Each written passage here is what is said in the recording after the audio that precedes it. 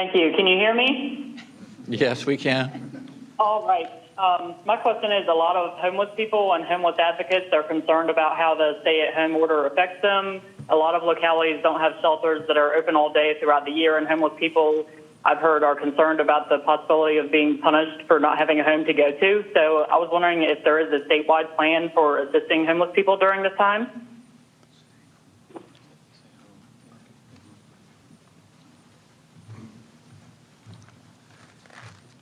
Thank you, Governor. We are cognizant of the challenges on the homeless population, and we're working with Secretary Lane to secure financing to find places for folks who are homeless. We don't want them in a homeless situation because it makes them more vulnerable to disease. So we are working on solutions for that. Thank you, Brian. Yeah, two questions about medical infrastructure. One about PPE. When you say that we still need more, how much more do we need specifically, and where are we seeing the biggest shortages? And then also, I know that the Virginia Hospital and Healthcare Association sent a letter requesting that military and veterans hospitals open up for surge capacity. I was wondering if the state was aware of this and whether the administration had a response to that request. I'm going to let Secretary Kerry address that, but just to start, the question is how much PPE do we need? We need as much as we can get, bottom line. There's no such thing as too much right now.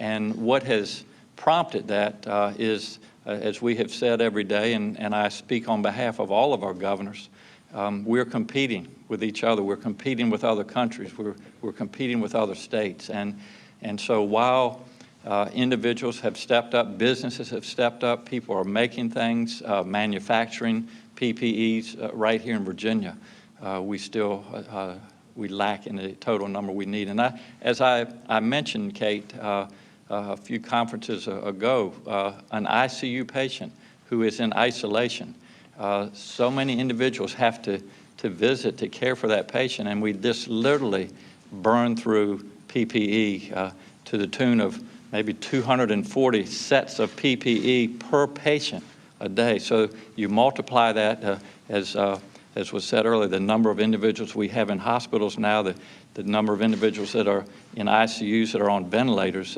you go through a lot of PPE. So, Dan.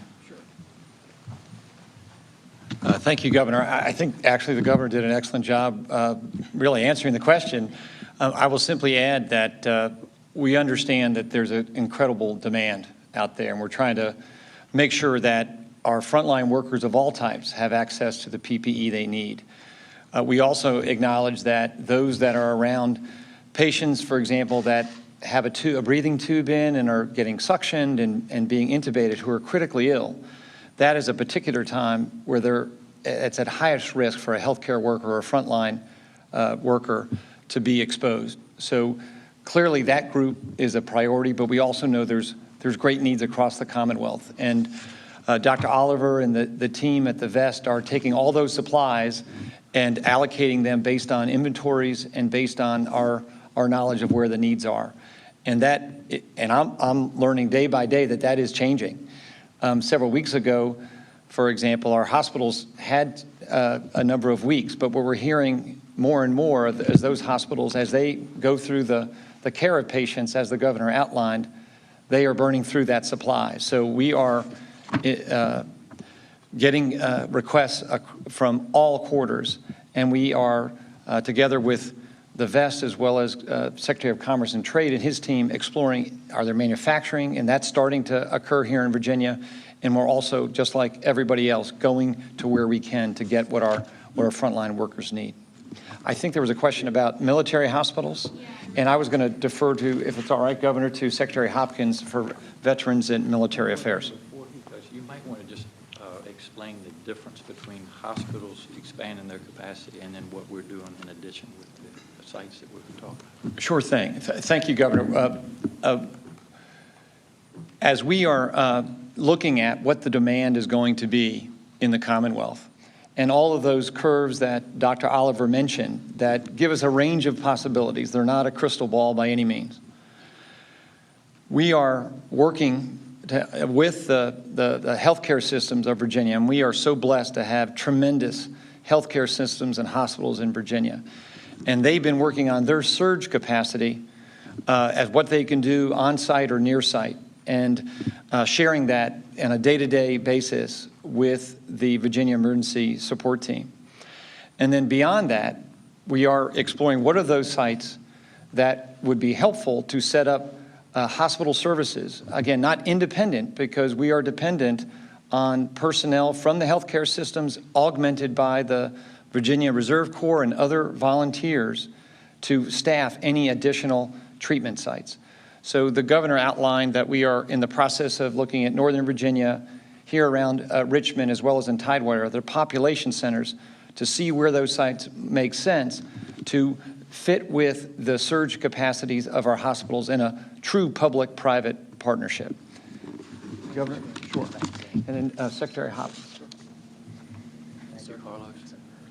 And so, Kate, your question was about military hospitals and specifically the letter from the Healthcare Association. And we are aware of that letter and the request to Secretaries Esper and Wilkie.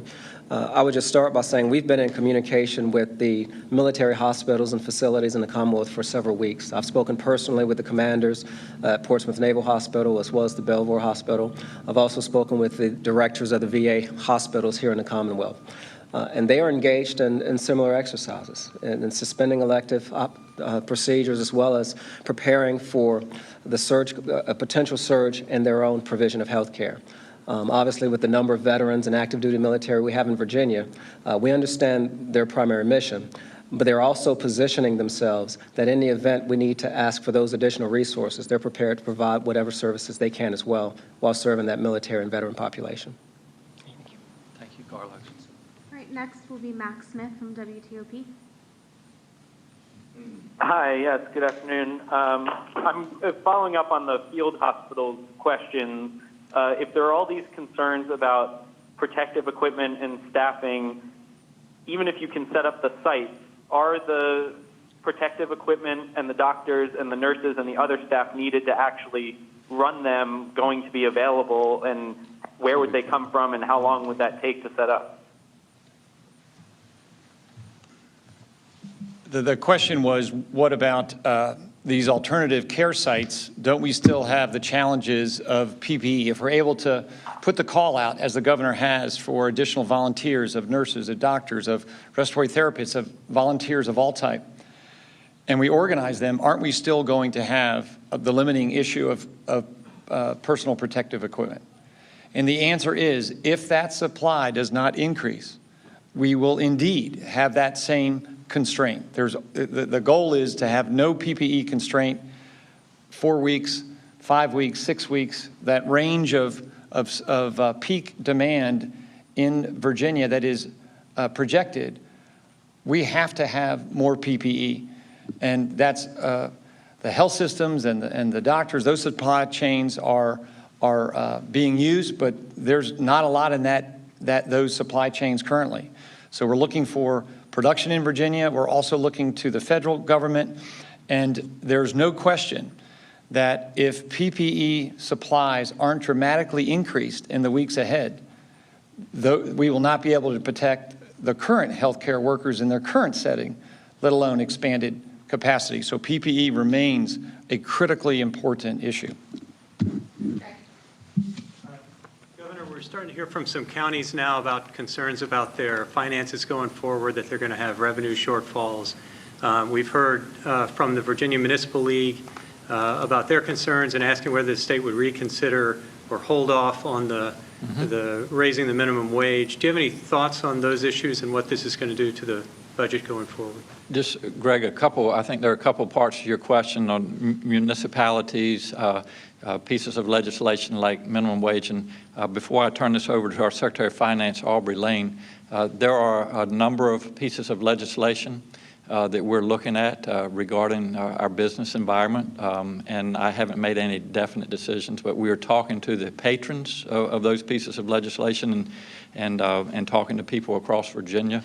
Business leaders, folks from the union, workers, labor, all of these individuals too. And what I will do is collectively, after getting input from these individuals, make a decision that's in the best interest of Virginia and the best interest of our economy. Regarding the funding for municipalities, I'll let Secretary Lane address that. Thank you. Thank you, Governor. Yes, Greg, just as you know, just like municipalities, our revenues are being hit very hard also. And so every action we taken to date has been in support of, as you heard Dr. Carey and others talking about, getting the protective equipment that our first line responders need, our hospitals need. So a lot of resources put to there. There are a lot of calls on the Commonwealth to delay certain types of taxes. I'll remind people, your question about localities, many of those taxes go to those localities. So on the other side of that, we're getting the request from them, please don't delay anymore because we need that money here. It's an unprecedented event. The governor has always said that it was going to be public health. We had to get that right. And then we have an economic crisis on the other side. You've seen Secretary Ball up here talking about the impacts, how we're trying to get equipment, but also our businesses. So we're trying to balance that. But within all of this, we must keep a balanced budget. And of course, we have a year end coming up in about 3 months. The fourth quarter is very important to us. The last thing we need to do is to have the governor have to take some action because we don't meet a revenue projection that forces him to take action to reduce state government at a time when it's needed the most. So that's the balancing act we're going through. As the governor mentioned, there's a lot of different requests, a lot of different strategies. I can assure you all those talks are going on with our General Assembly members. But until we get through and making sure we get the resources that everybody needs for this public health, that's being worked on, but that'll take the back seat to what's going on up front. Thank you. Thank you all.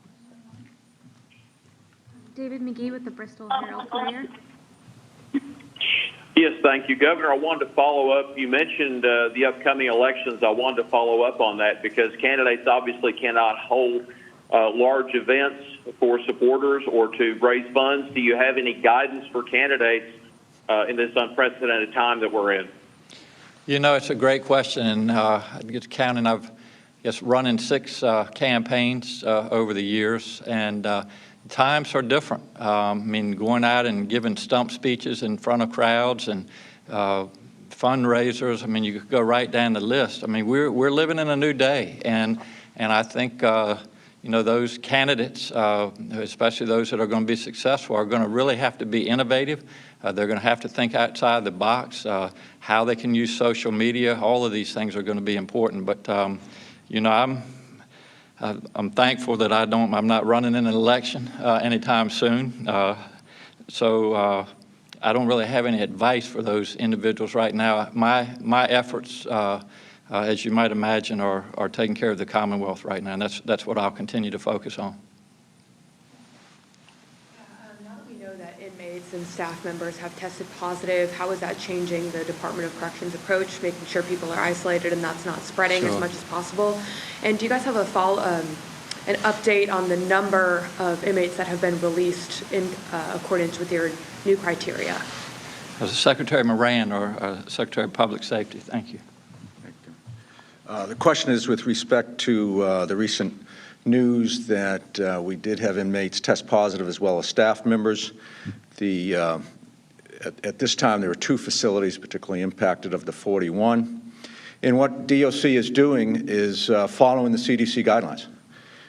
You know, because of the community spread is occurring, we certainly hoped for the best but prepared for the worst.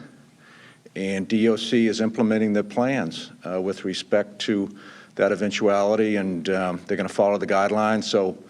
And those guidelines dictate quarantine and contact investigations. So we find out who may have been in contact with those individuals, and we'll provide them guidance with respect to quarantining as well. So it's modified lockdown at the 2 facilities, and that limits any movement by the inmates, but we still want to allow them out for recreation during the course of the day. So once again, DOC has plans in place, and they're implementing those plans and doing everything they can to prevent any further spread. Thanks. So is it fair to say that you were following the guidelines that you were following before and nothing new has happened now that they've tested positive necessarily? Well, sure. What's new is we're following the CDC guidelines for those positive tests. Before we didn't have any positive tests. We were restricting movements, but now that that has occurred, we're going to follow the CDC guidelines with respect to positive tests. And you did ask a subsequent question about release, and in response to other questions, I've been telling you from this podium how our parole board has been working overtime, and they really have been. And because of that, they've released the March date, having concluded yesterday. They released 96 individuals on parole. Represents a 153% increase from the previous month. Now, I want to make sure that the viewers and listeners know we are still considering public safety, which is extremely important in these times, and that consideration is part of the decision the parole board is making. But because of this crisis and the direction the governor has given us, we're asking them to take a second look and third and fourth look. And because of that, they've increased the parole release percentage. Luann Rice with the Roanoke Times. Yes, of the 41 alternative sites that were evaluated by the U.S. Army Corps of Engineers, were any of them west of Richmond? And are you thinking that there's enough capacity within the health systems in the other regions of Virginia that they won't need the military hospital? I'm going to ask Secretary Hopkins to address that. Thank you, sir. With respect to your first question, I believe you asked of the 41 sites, how many were west of Richmond? The way the Corps, working in conjunction with the Department of Health and the National Guard, we've looked at sites and looked at where we see the greatest need and potential impact on hospital capacity. And so that's how we've prioritized the Northern Virginia region, as well as the Hampton Roads region and the Central Virginia region. I will add, however, the team is conducting assessments west of Richmond, and we'll start heading out to Charlottesville and Roanoke next week.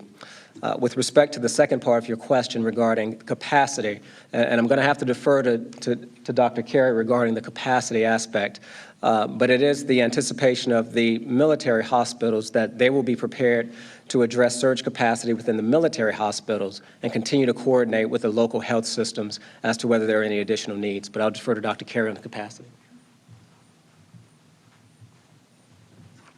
So the question really was around capacity, and how did capacity lead to focusing on the high population areas? And the reason is because that as you look at the spread of this disease, it's the areas that are going to get it fast and most, the soonest, that have the highest likelihood of exceeding their supply, their access to hospital beds, for example. So I think it's really important to focus on those areas that from the models as well as from the surge capacity that the health systems can do on their own with assistance, but not a new site, that comparing that supply and demand led to those areas being focused on first.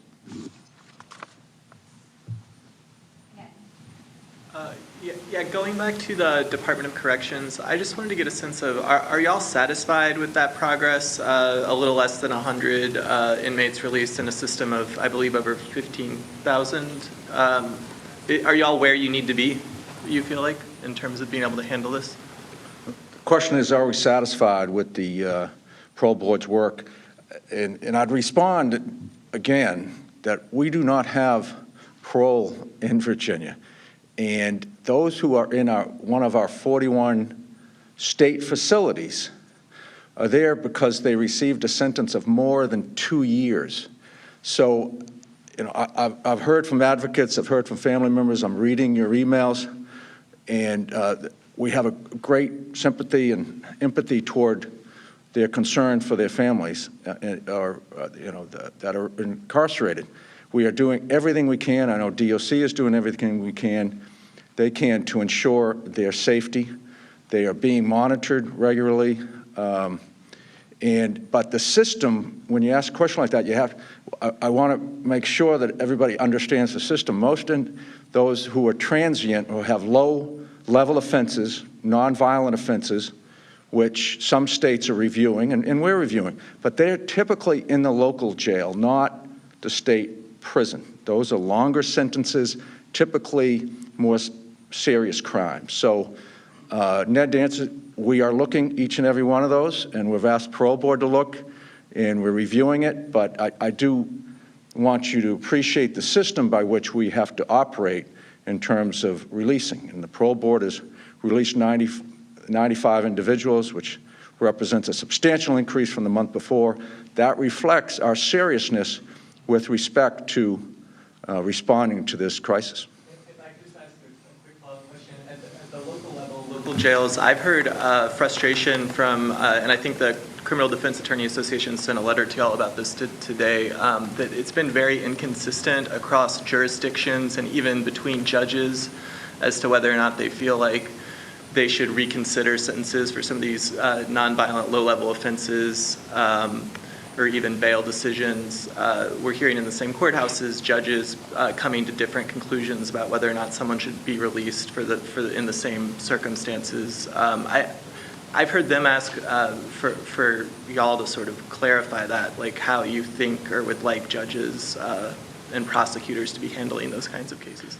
The question is with respect to how the criminal justice system is responding to this, generally how they're responding to this crisis, particularly judges, prosecutors, law enforcement. And I will say I am in touch with sheriffs and members of that law enforcement community and our public safety officials regularly. I mean, daily, on the phone with them and in contact with their association representatives as well. What I am hearing is they are responding. They are responding responsibly. They are releasing low-level offenders and not allowing some of them even to come into the system by use of what's called a summons by law enforcement, not even introducing them before a magistrate or into the criminal justice system. So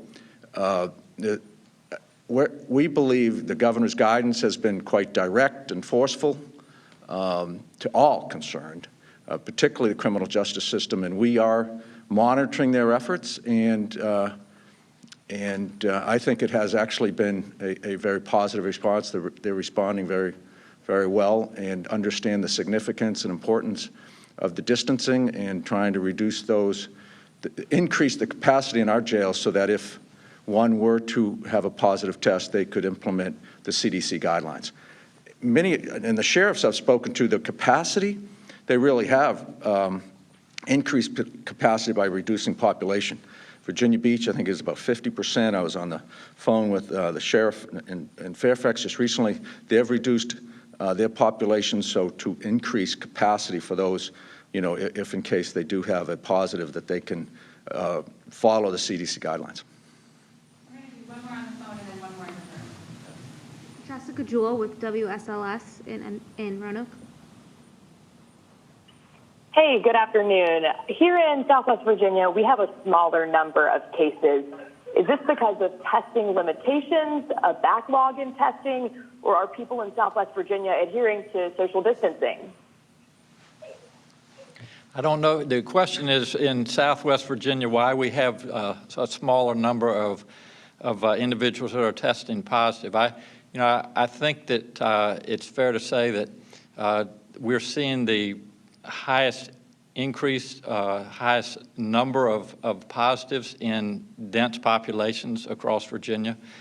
Certainly in rural Virginia, and I am from rural Virginia, we tend to be a little bit more spread out and don't gather in large groups. And so I think that's part of the reason for that. As far as the testing capabilities, when individuals have symptoms, if they've traveled, if they've had contacts, et cetera, they're going through the same screening mechanism, and if they meet those criteria, then they're being tested. But I think a lot of your question, it is related to the decrease or the less population in our rural areas of Virginia. Quickly, do you have a sense at the state level of enforcement on the 10-person gathering ban? And second, about testing, given that the state's capacity has grown, are there any changes to the criteria? Who is prioritized? My question is, if we have more tests, what are we doing with that larger capacity? Yeah, a couple questions, Mel. The first was about enforcement, and I think that in talking to a lot of our law enforcement agencies across Virginia, they are taking this very seriously.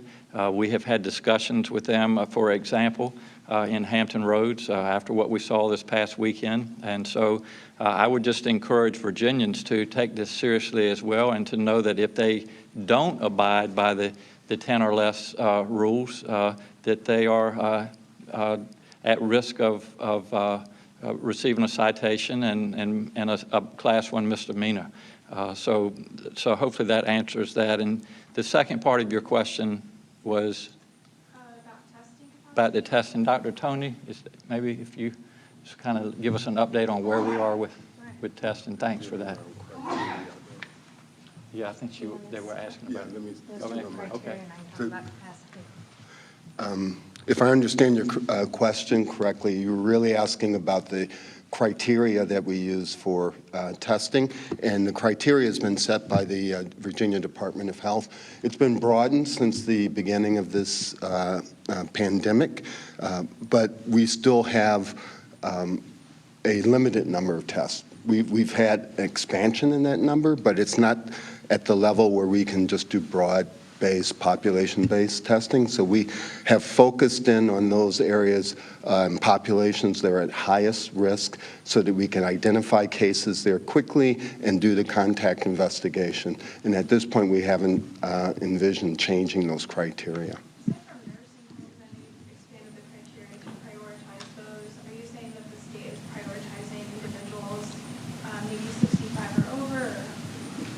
If the criteria has been expanded, who has it been expanded to? So you're asking whether or not we might expand from beyond just nursing homes to the elderly population in general. And what we focused on is on those who are in the, as you've seen from around the country, nursing home facilities, assisted living facilities, and hospitals have been the places where the most, the highest risk patients have been. And those are the areas that we're focusing on, and we'll continue to do that for the foreseeable future. Can we get a quick update on the testing capacity at the state lab?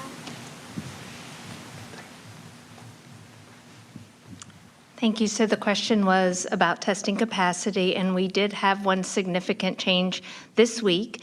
The state laboratory completed our evaluations of automation and being able to run larger batches, and we were able to double our throughput per day testing. So prior to this week, we were processing or had at capacity to run about 100 patients a day, with reporting out those results same day.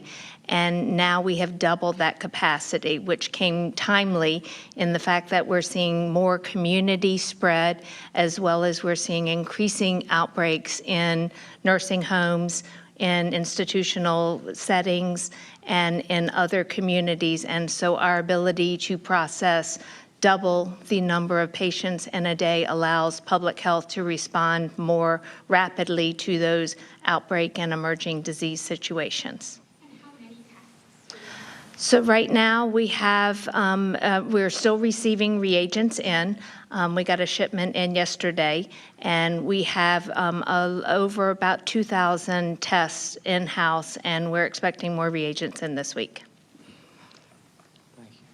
Kate, I think just to follow up, as we get closer to the peak, when we're really looking at the surge, which again we predict to be in May, at some point the amount of testing, and I commend all that's been done with testing in Virginia and also with PPE, but we still need more efficient, more effective testing as we get into that peak time, because that will not only help us know who's sick, who's at risk, but it also let us know about our staff. Have they been exposed? Are they healthy? So a lot is going on in the area of testing. As you know, we're talking about a 15 or 20-minute turnaround now that is in the pipeline to look at antibody testing to see if someone has had it in the past. And so that is very important. Also, again, as I mentioned earlier, the more PPE that we have, the better as we go into that surge. And then the testing will be especially helpful as we come off of the curve, as we start making decisions when we can get back to life as we used to know it. And so we are working every day to improve both our access to testing as well as the PPE. Thank you all so much for being here today. And Appreciate everybody's cooperation in Virginia, and as I've said, I know these are difficult times for Virginians. They're difficult for all of us. We are all making sacrifices, but Virginia is the best state and the best country in the world, and we're strong, and we're going to get through this together. So hang in there, and we will look forward to speaking to you on Friday. Thank you very much.